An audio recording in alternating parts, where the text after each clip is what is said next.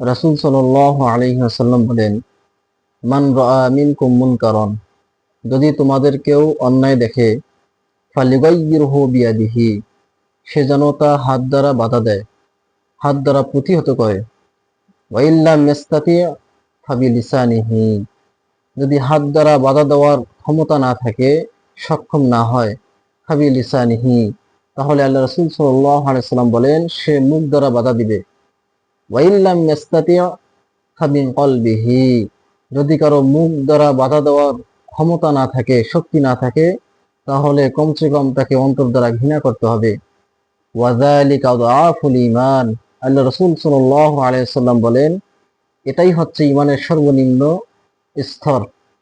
আজকে আমাদের সামনে আমাদের ভাইকে হত্যা করা হচ্ছে, আমাদের সামনে একজনের উপর জুলুম করা হচ্ছে, নির্যাতন করা হচ্ছে, অথচ আমরা দেখেও না দেখার ভান করতেছি।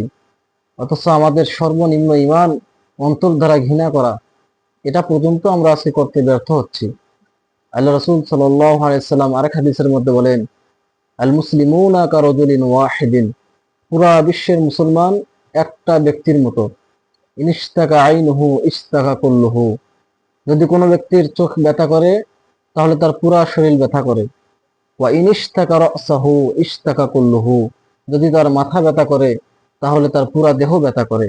ঠিক তদরূপ ভাবে পুরা বিশ্বের মুসলমান যে যেখানেই থাকুক না কেন, যদি সে নির্যাতনের শিকার হয়, যদি তার উপরে আক্রমণ আসে, তাহলে সমস্ত মুসলমানকেই এর জন্য ব্যথায় ব্যথিত হতে হবে।